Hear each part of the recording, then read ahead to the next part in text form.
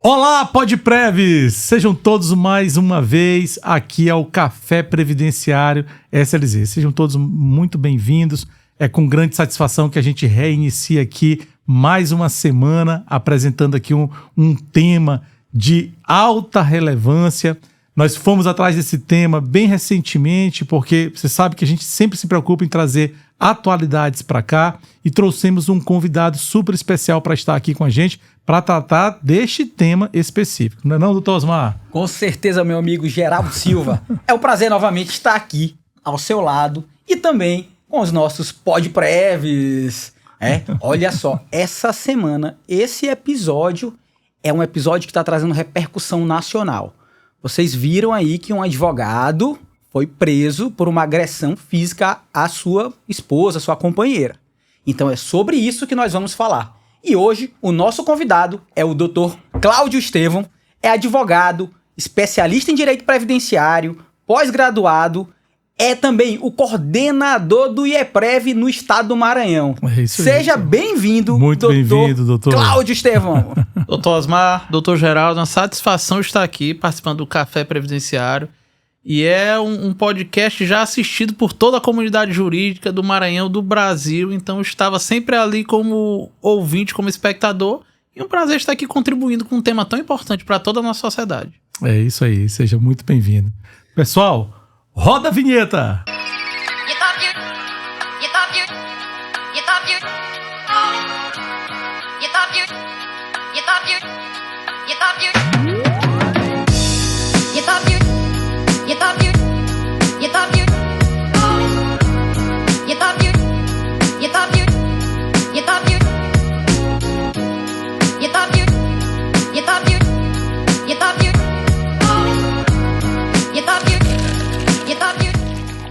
Doutor Geraldo, nos diga aqui qual é o pano de fundo desse tema que nós vamos apresentar hoje, já que ele está sendo de repercussão nacional. É isso aí, pessoal. O tema, gente, é o tema 1370 do Supremo Tribunal Federal.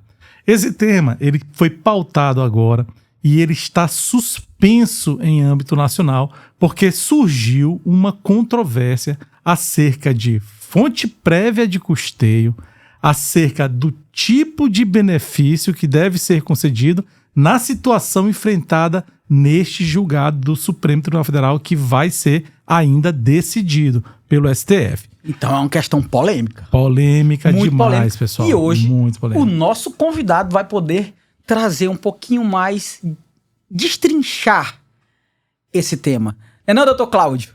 É isso aí. Eu acho que o STF tem aí uma questão polêmica nas mãos, esse tema, o 1370. Ele precisa decidir, como o doutor Geraldo falou, se vai ser um benefício previdenciário, se vai ser um benefício assistencial, se quem deve pagar é a empresa, quem vai custear isso, porque o nosso sistema é contributivo, tem que haver custeio anterior ao pagamento de benefício e precisa definir as regras desse benefício, se ele vai ser um benefício por incapacidade, como é que ele vai se dar, se vai ser uma perícia médica, se vai ser uma perícia biopsicossocial. Realmente é um vasto tema aí que o STF tem nas mãos. Então, com essa relação, para se situarem, né? Porque, doutor Cláudio, você sabia que nós somos assistidos e ouvidos, não só pela comunidade jurídica, mas nós temos muita audiência com as pessoas populares. E aí a gente, às vezes, aqui a gente até fala que a gente gosta de falar fácil. Né? Então, para eles se situarem, o que está acontecendo agora? Você que está vendo aí, está vendo nos noticiários, no jornal, na internet, que hoje quase todo mundo vê mais na internet. Né? Inclusive, assistindo nosso podcast. É isso aí, é sempre pauta, né? Sobre a mulher que foi vítima de violência doméstica. É cada vez mais comum a mulher, hoje, existe um combate a essa violência doméstica, né?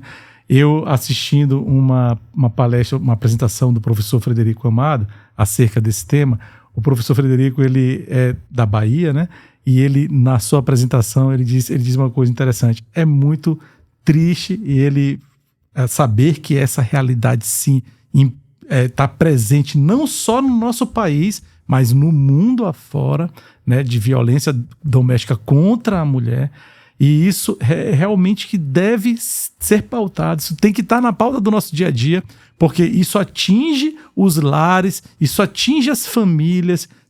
Existem muitas pessoas envolvidas nisso, né? Quando a gente pensa na mulher sendo violentada, a gente tem que lembrar que tem filhos ali dentro daquele lar, né? Que existe uma instituição que merece proteção social, merece uma atenção estatal. Que é a maior de todas, a família. Justamente. A maior instituição. E foi bem aí que surgiu essa questão que a gente vai estar conversando aqui agora, pessoal, porque o Estado ele se preocupou e trouxe à redação desta proteção uma novidade, que foi uma alteração legislativa ali na Lei Maria da Penha, no artigo 9º, parágrafo 1º, no seu inciso 2º, dispondo sobre a possibilidade, né, doutor Cláudio, desta mulher se afastar. Exatamente. Doutor Cláudio, esse afastamento, né, que ali está sendo garantido ali pela lei, é um afastamento de até 6 meses. Né? Comenta um pouquinho pra gente como é que foi essa questão da lei, por que ela veio ali e essa polêmica toda. Pronto. Tá vindo, que chegou no STF. Pronto. O doutor Geraldo, como ele falou, a Lei Maria da Penha,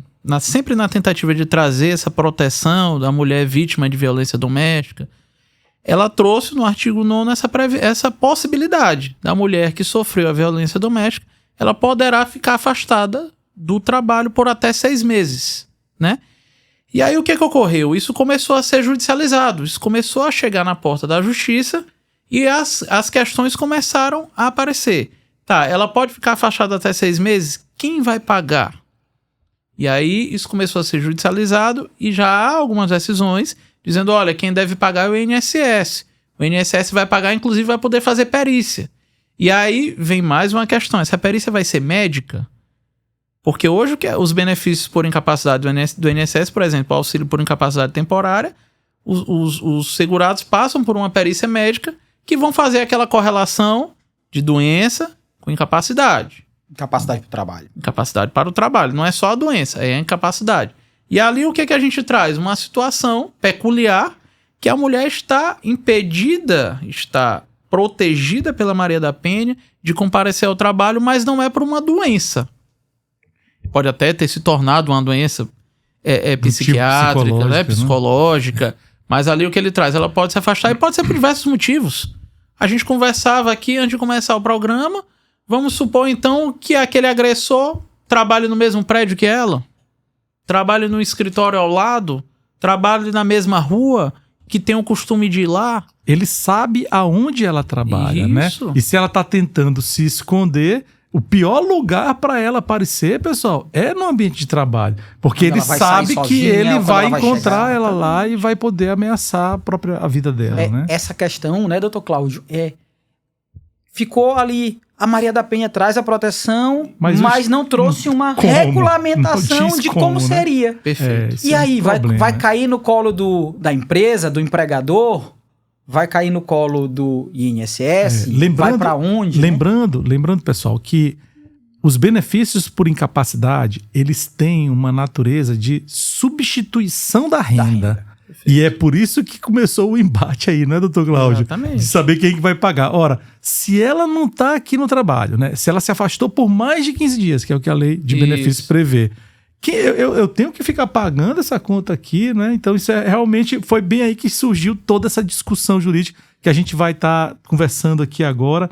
E isso surgiu, né, de um caso, doutor Cláudio, que ele tramita em segredo de justiça, né? Que a gente sabe, né, não temos acesso, mas o Supremo divulgou, né, acerca dados desse processo, inclusive o nome da vítima, mas a gente vai preservar a intimidade, porque como o processo tramita... Com certeza. Mas com certeza, doutor Geraldo, vai ter uns curiosos que quando vão assistir o nosso podcast, vai colocar isso na internet. Eu tenho quase que certeza, doutor Cláudio. Mas isso é bom, porque instiga o povo a procurar. Só não pode procurar agora. Sim. Enquanto está assistindo o programa. Vamos assistir o programa. Exatamente. Porque tem muita coisa legal para vir. Eu acho, inclusive, que a primeira coisa que a gente deve desmistificar é a possibilidade desse benefício ser assistencial. Eu acho que seria muito complicado encaixar esse benefício como assistencial, porque o benefício assistencial ele dispensa a contribuição. A pessoa já não é segurada. A pessoa está ali, ela predispõe a baixa renda. né? Vulnerabilidade. Uma vulnerabilidade social, social. né? Econômica e social. Inclusive, hoje, os benefícios assistenciais prestados pelo INSS, eles trazem a exigência até do CAD único, né? Então, isso eu acho que a gente deve desmistificar. Isso é né, complicado, Cláudio, desse jeito encaixar aí. ele como benefício assistencial. Mas a forma previdenciária eu acho que deve ser regulamentada. E o engraçado é que a gente lendo lá a notícia, né, no site, a gente percebe que a decisão, né, que foi citada, o juiz falou sobre o benefício assistencial, né? E é bem aí que surgiu a confusão toda. Mas como é que pode pagar benefício essencial se a pessoa é segurada do regime geral da previdencial, se está contribuindo, né? Se existe ali a contribuição previdenciária. Essas situações críticas, elas precisam ser sanadas porque a gente, de uma coisa, a gente tem certeza aqui. E isso, ninguém tem dúvidas, é de que ela tem que receber. Sim. Ela tem que receber um benefício do social. Estado. Sim. Disso ninguém tem dúvida. Ela vai receber. E isso tem que ser tratado, inclusive, pessoal, com urgência.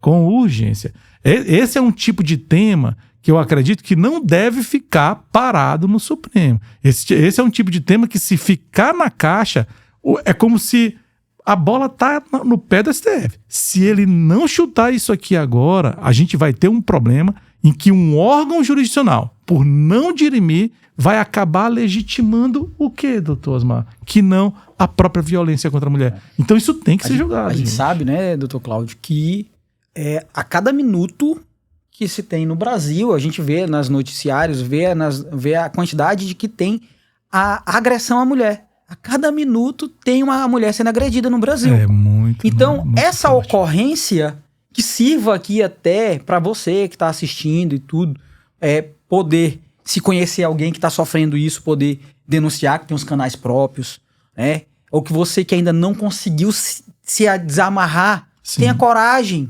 Sim. né, de denunciar, de sair. O Estado, ele está aí para também ajudar. E tem diversos órgãos que ajudam. Tem uma delegacia especial da mulher, você tem a Casa da Mulher Brasileira. É isso, doutor Cláudio? E aí essa questão de como é que fica ali, a gente fica naquela dúvida. Sabe que não é um benefício assistencial. Então, provavelmente vai ser um benefício previdenciário, que é onde está lá o estudo. Quais seriam as possibilidades, assim, a gente pensando, aqui conversando, de enquadrar no benefício previdenciário de incapacidade, né? Vamos trazer esse ponto. Como ficaria? Então ela passaria pelo quê? Por uma perícia médica, por uma perícia biopsicológica? Como que seria mais ou menos assim o teu entender? É uma questão que deve ser tratada com muita cautela, como o doutor Geraldo falou, uma questão urgente. Eu, inclusive, acredito, não sei se os doutores concordam comigo, mas eu acredito que as mulheres que passam pela violência doméstica hoje e que vão precisar e que precisam desse benefício estão hoje no limbo. Perfeito. Estão no limbo. Estão no limbo. Porque elas não sabem se o benefício vai ser pago pelo INSS, se o benefício vai ser pago pela empresa. O INSS certamente vai negar esses benefícios porque não há previsão, não há fonte de custeio. Perfeito. O INSS vai negar, elas vão recorrer do judiciário e o judiciário vai suspender por conta da repercussão geral do tema 1370. Perfeito. E o que Então, estava ela se encontrou acontecendo no na limbo, justiça antes? né? O judiciário estava vindo e concedendo. É uma situação muito nova. É uma situação muito nova, porque a redação foi alterada agora, bem recentemente. Isso. Não havia essa procura, porque quem deu aso a essa busca foi a redação que foi dada. E essa redação, salvo engano, ela é bem recente.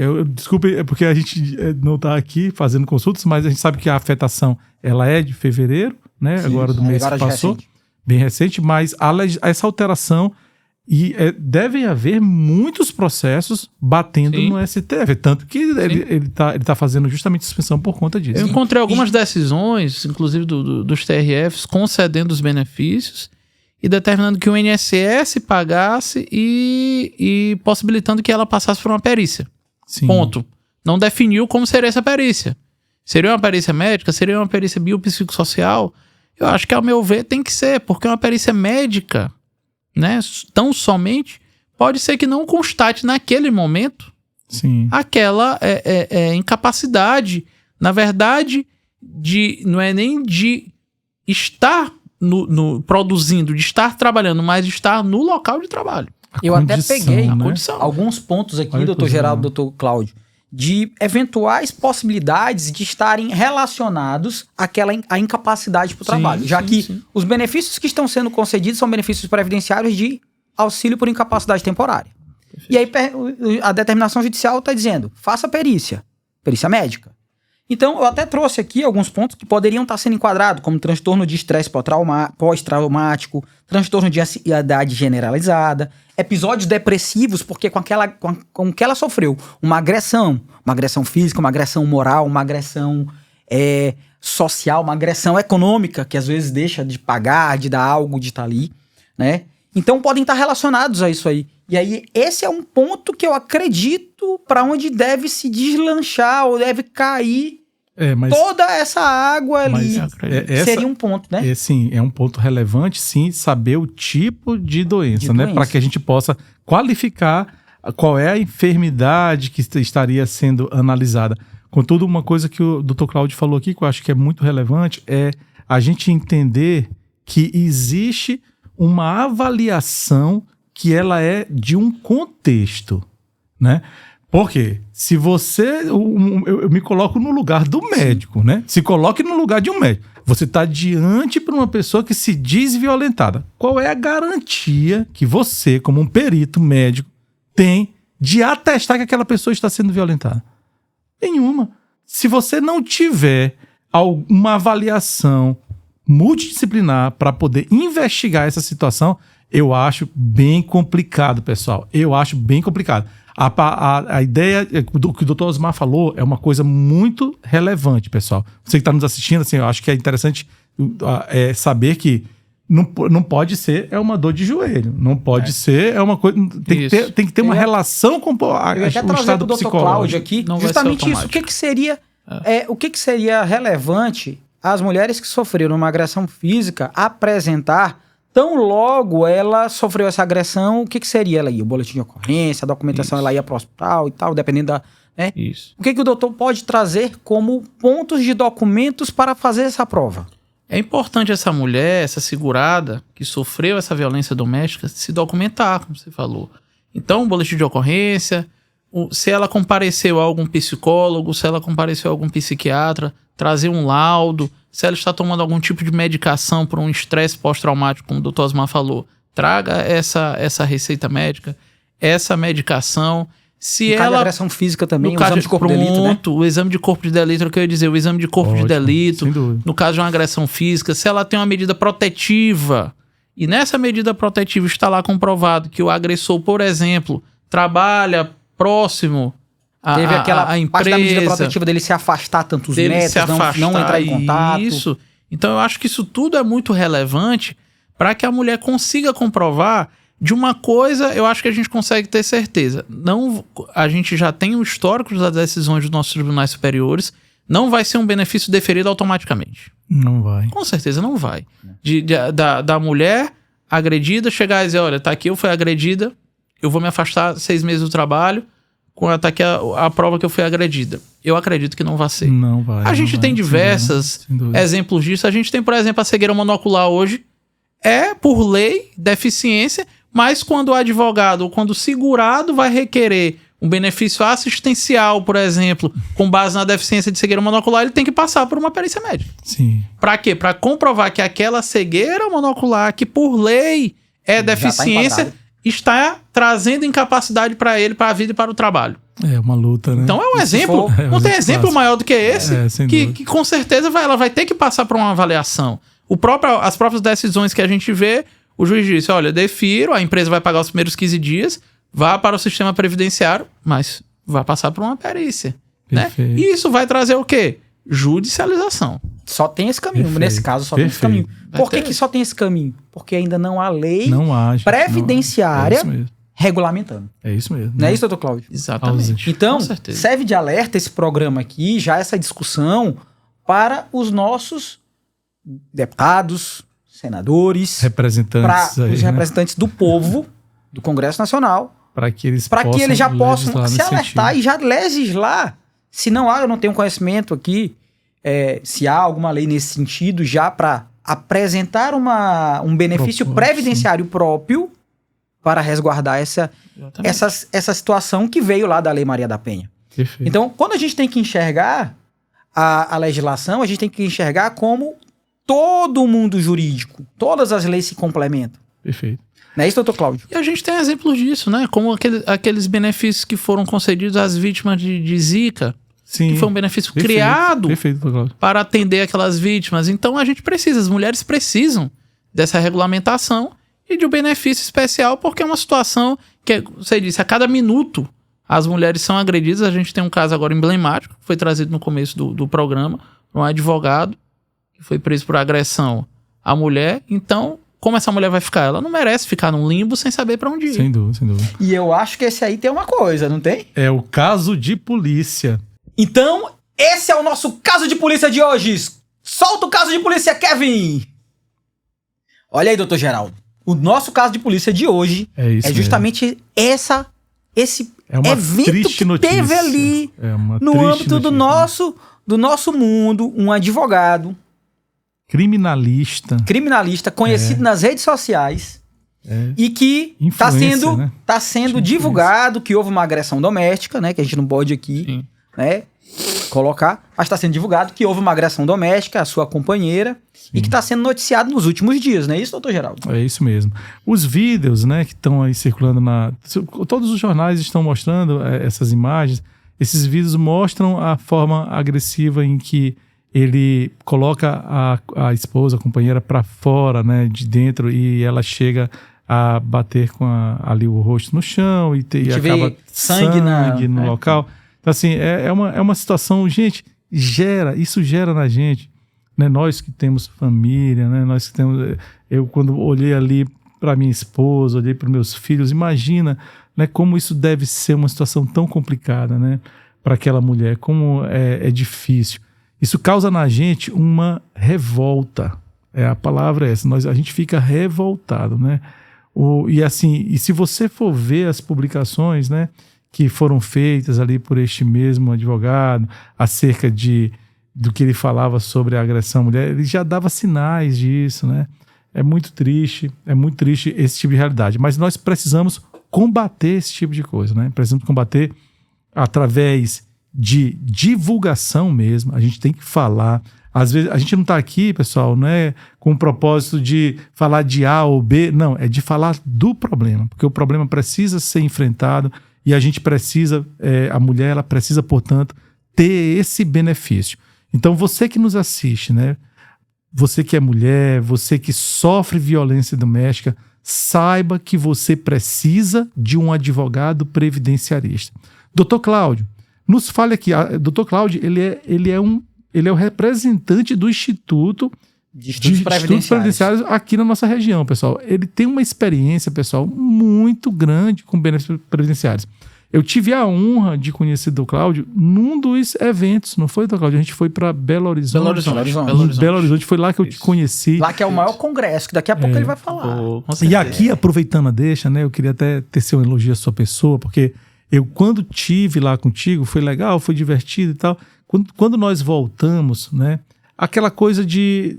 Às vezes a gente pensa que a pessoa se esqueceu, né, se perdeu e tal.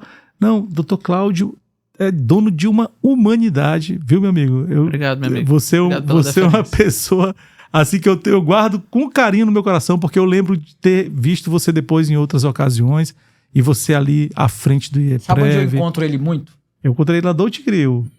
Na turma Rexal. Nós somos companheiros de sustentação oral. Somos companheiros de sustentação oral. E é uma das minhas paixões, e eu acho que a dele também, porque eu vejo ele muito empolgado lá, fazendo a defesa dos seus clientes. Com unhas e dentes. E às vezes a gente tá lá no meio da sessão e a gente fica aqui, ó, trocando figurinha. A gente fica... Isso aqui também. Isso aqui é fundamental, né? Isso é fundamental pra gente. Até porque a gente aprende muito com o colega. Né? Eu lembro que eu passei por uma experiência dessa, né? Em que eu tive a sorte de ser um dos últimos a fazer sustentação oral. Verdade. Aí, depois que eu vi a experiência dura que os meus colegas estavam passando, eu digo, já tem uma estratégia aqui para poder... Então, a gente aprende muito com o colega. Mas, doutor, é isso. Com a sua experiência, né? Qual é o conselho que o doutor dá, não só para o segurado, eu digo também para o advogado que está nos assistindo, acerca de situações como essa? Ele tem que agir rapidamente, no sentido... Porque a gente tem bem aqui um problema que eu queria falar aqui rapidamente para vocês. Vejam só. Nós estamos diante de uma segurada empregada. Ela foi violentada no seu lar. Ok. Se ela tem o vínculo empregatício em aberto, quem é que tem que requerer o benefício? A via de regra seria o empregador. Ele que deveria fazer o pedido após os 15 dias do afastamento, né? Ocorre que ela não consegue nem documentar o afastamento dos 15 dias. Ela não consegue nem fazer isso. Algumas vezes acontece isso, ela não consegue. Pode acontecer. E eu acho que o advogado que nos assiste, ele tem que se valer, inclusive, de pedir tutela de urgência para a justiça, né? Para que esse benefício... Porque embora a gente saiba, e já falamos aqui, que o tema, o 1370, traz a repercussão geral, traz a suspensão, mas as tutelas de urgência podem ser utilizadas. Perfeito. Elas podem ser concedidas, né? Ó, Perfeito. aqui vai uma dica de ouro do Dr. Cláudio. Nós temos aqui os pontos de dica de ouro. É isso aí, pessoal. É uma Tá dica. vendo? E vamos aproveitando utilizar. essa dica de ouro, tá? Eu já quero aqui que o Dr. Cláudio já diga o seu Instagram para você que tá aí, nos assistindo, nos ouvindo, já segui-lo também no Instagram. Dr. Cláudio, pode falar seu Instagram. Que ótimo. Meu Instagram é o @CláudioLiraM. Cláudio Lira M, você vai seguir agora ele. E também não deixando de seguir o perfil do Café Previdenciário SLZ no Instagram. Lá no YouTube, você já se inscreve no nosso canal, ativa o sino para não perder nenhum episódio. Toda terça, meio-dia, já tem um episódio novo saindo para você, tá? E, não deixando claro de lado, segue o meu amigo Dr. Geraldo Silva, que é o geraldosilva.adv. E o meu Dr. Geraldo, qual é? Deixa eu ver se ele já decorou. Vamos ver, vamos ver. Osmar Neres. JR. JR. Ah, aí, ó, você não pode deixar de seguir. Já Mas tá voltando ao nosso tema, depois da gente ter feito aqui todo o nosso marketing, eu vou aproveitar também, antes dele deixar mais uma dica de ouro, ele já falar um pouquinho também do que vai ter um congresso. Para você que está nos assistindo, já fica ligado que tem um congresso aí do IEPREV. Fala um pouquinho pra gente desse congresso. Perfeito. Nosso congresso esse ano, doutor Osmar, vai ser na cidade de Belo Horizonte, onde é a sede do IEPREV.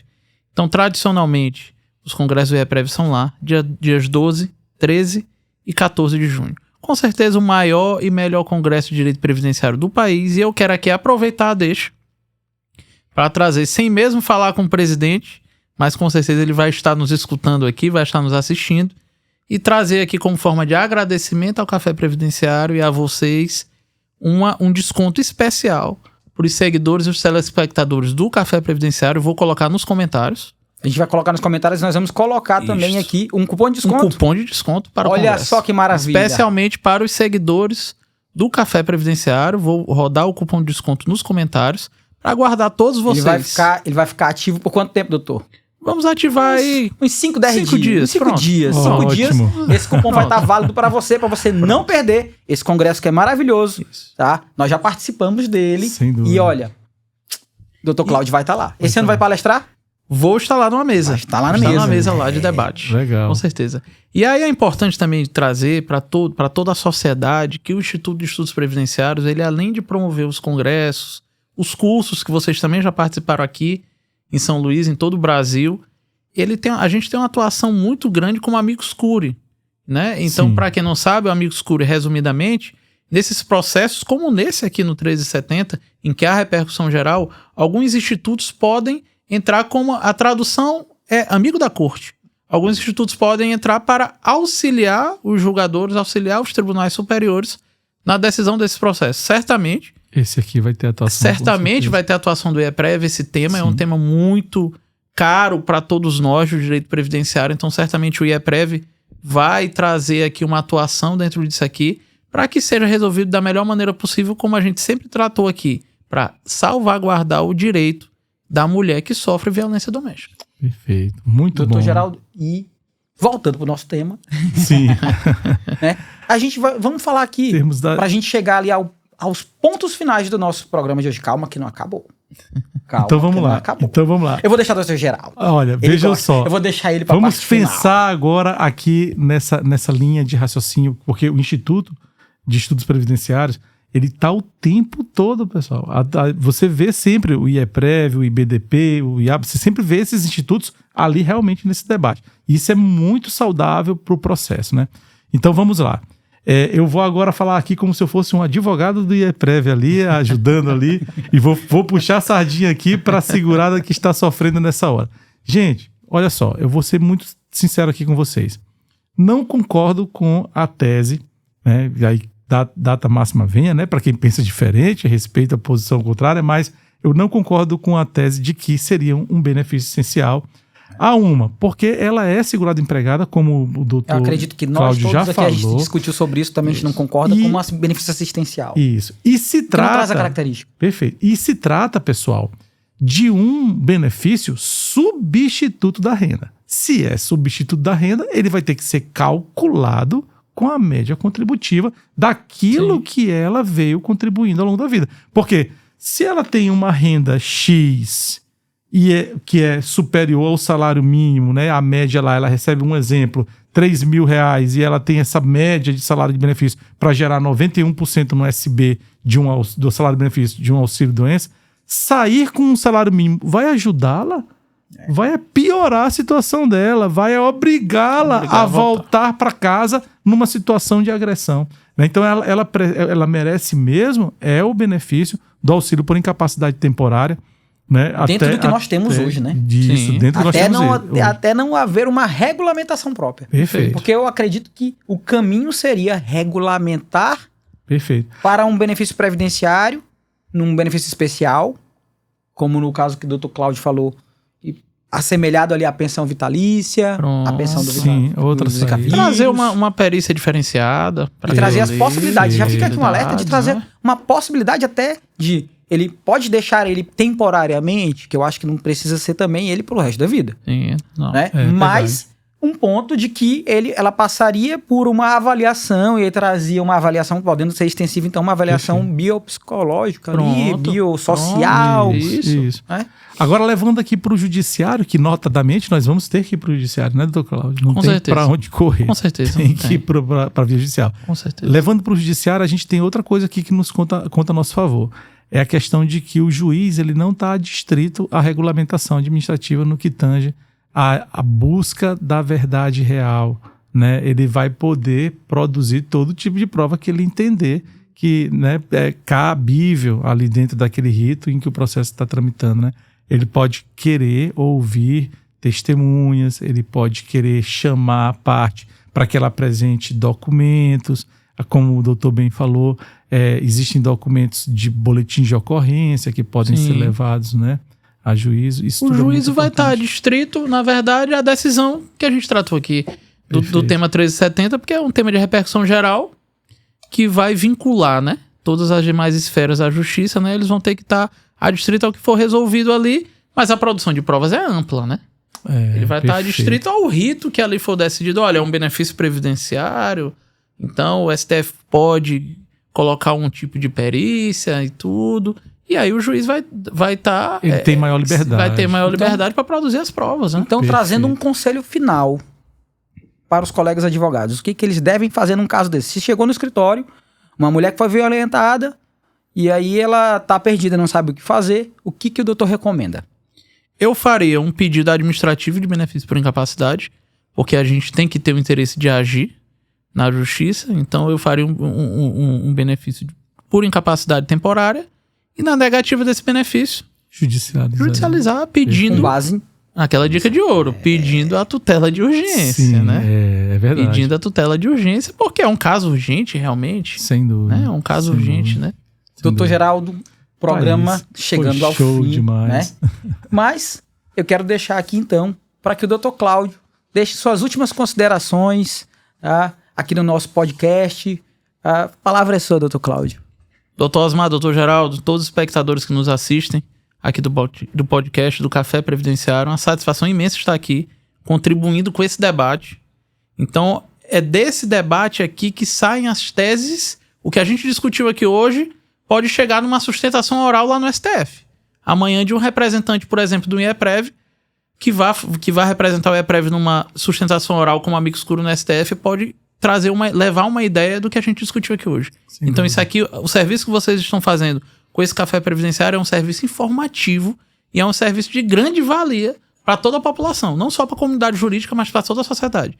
Então eu queria parabenizar aqui vocês e dizer que eu estou sempre à disposição para estar aqui. Podem me ligar sempre que eu vou estar à disposição. Prazer estar aqui. E espero todos vocês no nosso Congresso de Direito Previdenciário nos dias 12, 13 e 14 de junho, lá em Belo Horizonte. Muito Vamos obrigado. fazer o esforço para ir, doutor Geraldo, nesse. Eu adorei o que eu tive, foi fantástico, pessoal.